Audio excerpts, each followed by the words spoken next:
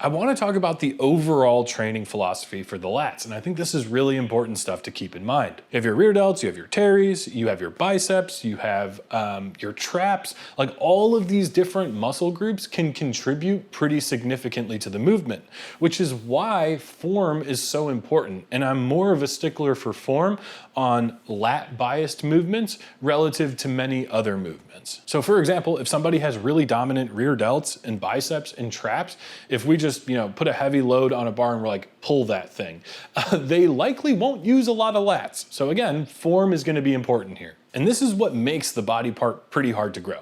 It's because yes, we prioritize form, but we also have to progressively overload these movements in order to continuously grow. And these are somewhat competing interests: perfect form and prioritizing progressive overload. And I like thinking about it like a sliding scale. Like, if you were to, like, the more you focus on progressive overload, right, and you're just like chase numbers, chase numbers, chase numbers, the less you're focusing on form, and vice versa. The more that you're like, every rep has to be absolutely perfect, the less you're focusing on progressive overload.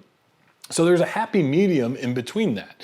And for the lats, I would generally say that we'd want to adjust that slider just a bit more towards the form side. Because as you continue to load movement patterns, things are going to get sloppier. They just are, as you are trying to continuously beat your PRs.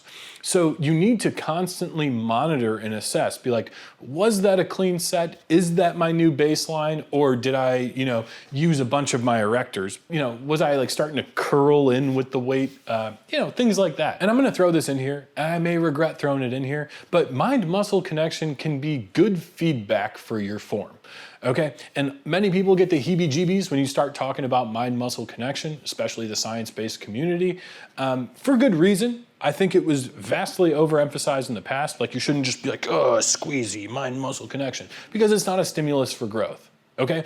That being said, it is a useful feedback mechanism to make sure that the muscle's contracting, right? So if you can feel your lat, particularly in rowing motions where we're getting to that fully shortened position, which there is more sensation involved with that, that's useful feedback that, like, I'm using my lats here. It's far from being everything, but it's also not nothing.